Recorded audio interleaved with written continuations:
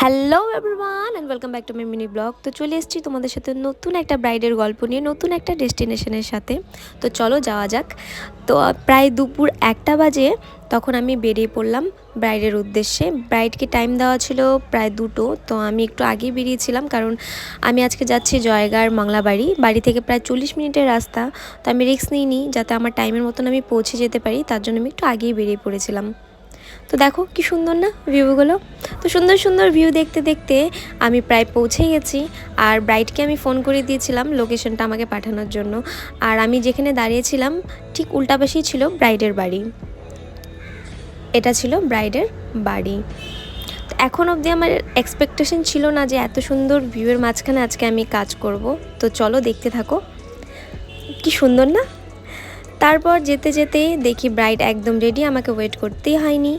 তো বসে গেলাম ব্রাইডকে মেহেন্দি পরাতে। আজকের ডিজাইনটা ছিল অ্যাডভান্স ফ্লোরাল ডিজাইনের মধ্যে, আর এই ডিজাইনটা পুরোপুরি ব্রাইডের পছন্দের ছিল। ব্রাইড আমাকে সাজেস্ট করেছিল যে আমি এভাবে মেহেন্দি পরবো, আমাকে যেভাবে দেখিয়েছিল আমি সেভাবেই আমার পুরো 100% দেওয়ার চেষ্টা করেছি। আর তোমরাই বলো, আর এত সুন্দর ভিউয়ের মাঝে যদি কাজ করার সুযোগ পাও তাহলে তো মন তো ভালো থাকবেই, সাথে কাজটাও ভালো হবে। আর পরিবেশটাও ছিল এত নিরিবিলি, আর এরকম নিরিবিলি পরিবেশে কাজ করার যে এনার্জি লেভেলটা থাকে একদম আলাদা থাকে, মাইন্ডটাও একদম ফ্রেশ থাকে, একদম রিল্যাক্সভাবে কাজ করা যায়। তারপর একটু করে নিচ্ছিলাম রেস্ট। আর আমাকে এই একটা আলু আর শশার আর তিলের একটা ফ্লেভারের একটা আচার দিয়েছিল, যেটা এই দিদিটারই আর একটা সিস্টার বানিয়েছিল। খুব টেস্টি ছিল আচারটা, মানে আমি ফার্স্ট টাইম ট্রাই করেছিলাম। তো আমার ফ্রন্ট সাইডের একটা হ্যান্ড কমপ্লিট হয়ে গেছিলো, আর একটা আমি বাকি ছিল। আর এত সুন্দর ভিউয়ের মাঝখানে আমি মেহেন্দির সাথে ভিডিও নিব না, এটা তো হতেই পারে না। আর তোমাদের সাথে শেয়ার করবো না, এটা তো আরোই হতে পারে না।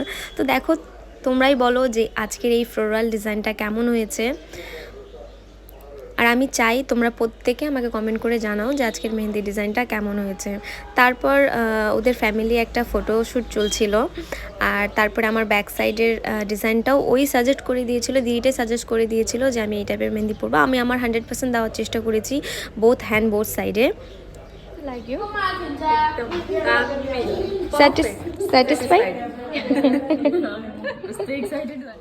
তারপর দিদি রিভিউ নিয়ে চা খেতে খেতে আমার এখনও অনেকটা কাজ বাকি ছিল, সেটা হচ্ছে লেগস মেহেন্দির কাজটা। তো দিদিরা করে নিচ্ছিল সেলিব্রেট, ব্রাইড টু বির একটা সেলিব্রেট, ছোট্ট একটা সেলিব্রেট রেখেছিল নিজের নিজের ফ্যামিলি মেম্বার্সদের নিয়ে।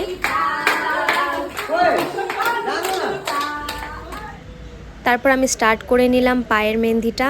আমাকে অন্য ডিজাইন সিলেক্ট করেছিল, কিন্তু ব্রাইডের ফ্রেন্ডের এই ডিজাইনটাই পছন্দ হয়েছিল। তারপর ব্রাইডের ফ্রেন্ডের পছন্দের এই লেগস মেহেন্দিটা আমি পরিয়ে দিয়েছিলাম। তারপর ব্রাইডকে বাই করে চলে যাচ্ছি বাড়ির উদ্দেশ্যে। সত্যি কথা বলতে আজকের কাজটা আমার ওয়ান অফ দ্য বেস্ট কাজ বলতে পারো, কারণ এত সুন্দর ভিউর মাঝখানে যে আমি কাজ করার সুযোগ পাবো সেটা আমি কোনোদিনই ভাবতে পারিনি। তারপর চলে যাচ্ছি বাড়ি।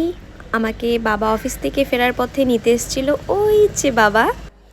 তো দাঁড়িয়েছিল বাবা আমার অপেক্ষায়। বাবাকে অলরেডি লোকেশন আমি বলেই দিয়েছিলাম, তো ঠিক জায়গায় বাবা পৌঁছে গেছে। তো তারপর চলে যাচ্ছি ঠান্ডায় কাঁপতে কাঁপতে বাবার আমি বাড়ির উদ্দেশ্যে। তো দেখা হচ্ছে তোমাদের সাথে নতুন কোনো একটা মিষ্টি একটা ব্রাইডের গল্প নিয়ে। তো সবাইকে টাটা।